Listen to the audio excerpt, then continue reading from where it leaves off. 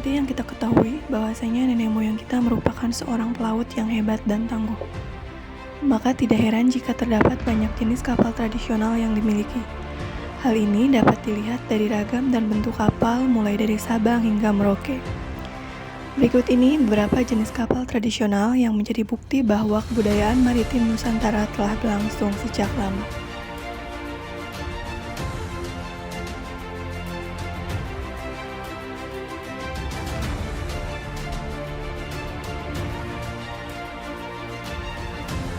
Kapal pencalang atau disebut juga sebagai pancialang atau panjalang merupakan sebuah kapal dagang tradisional buatan masyarakat Melayu di daerah Riau.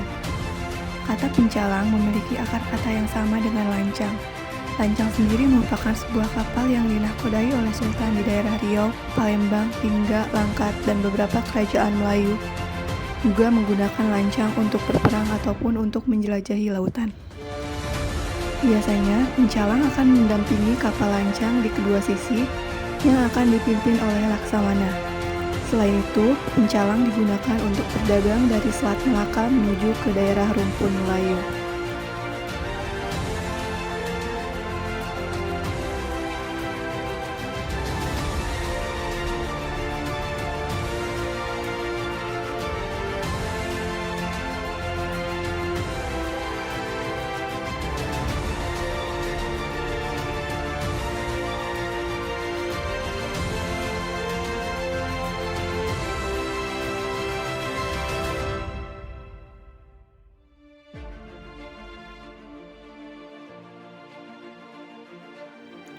Pinisi merupakan sebutan untuk kapal yang menggunakan sistem layar, tiang, dan tali jenis pinisi atau pinisik. Pinisi sebenarnya merujuk kepada sistem layar, tiang, dan segala konfigurasinya yang dipasangkan pada lambung kapal, bukan nama kapalnya. Adapun kapal yang menggunakan sistem ini yaitu kapal lambo atau lamba dan palari. Sebuah kapal bersistem layar pinisi memiliki 7 hingga 8 layar pada 2 tiang yang berdiri depan belakang. Meskipun begitu, sistem layar pinisi tidak benar-benar baru melainkan meniru sistem layar schooner Ketch Eropa. Yang membedakannya hanya terletak pada cara menggulung layarnya saja. Milik Eropa digulung ke atas, sedangkan layar pinisi digulung memanjang ke depan.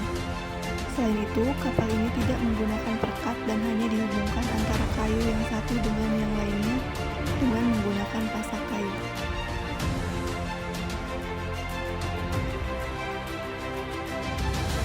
Menurut Sejarah Nasional Indonesia Jilid 2, jukung sudah tertulis dalam prasasti Julah dari abad ke-10 Masehi. Jukung juga dikenal sebagai perahu khas suku Banjar, Kalimantan Selatan. Jukung atau biasa dikenal dengan cadik merupakan sebuah perahu kayu kecil asli Indonesia atau perahu nelayan tradisional.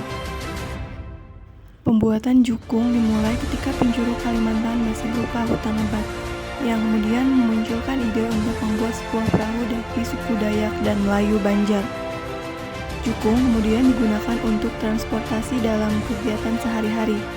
Proses pembuatannya dilalui dengan batang pohon dimekarkan dan dipanaskan dengan asap selama 7 hari 7 malam.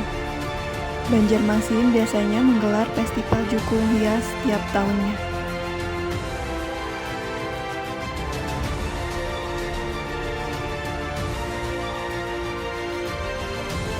Sandek merupakan perahu khas Mandar. Nama sandek sendiri diambil dari bahasa Mandar, sande yang berarti runcing. Memiliki lambung ramping, cadik ganda, dan stempos atau penahan arus di muka yang mencuat sehingga membuatnya mirip kapal Viking. Sandek memiliki panjang 5 hingga 16 meter dan lebar 1,5 hingga 2 meter dengan bentuk haluan maupun buritan runcing. Haluan dan buritannya disebut dengan pacong, yakni pacong uluang dan haluan, dan pacong palaming untuk buritan.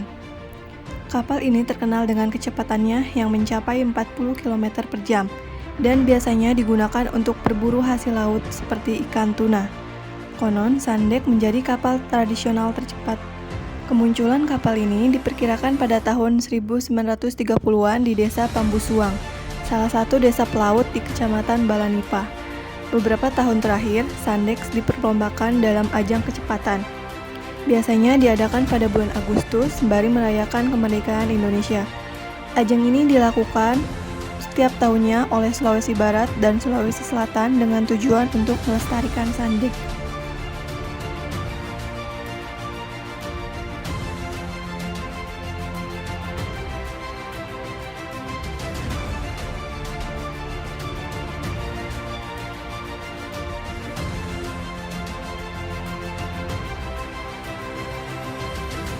Kora-kora merupakan perahu ramping khas Maluku yang memiliki panjang sekitar 10 meter dengan kapasitas 40 pendayung. Perahu ini sejenis perahu besar bercadi kembar ganda bertiang 3 yang digerakkan dengan dayung atau layar. Kora-kora memiliki nilai historis bagi masyarakat Ternate dan Maluku, karena pada dahulunya perahu ini digunakan untuk berperang melawan kolonialisme yang ada di Nusantara. Selain untuk berperang, kora-kora juga digunakan sebagai perahu dagang antar pulau. Kora-kora kemudian diadopsi oleh VOC untuk memburu kapal-kapal Nusantara.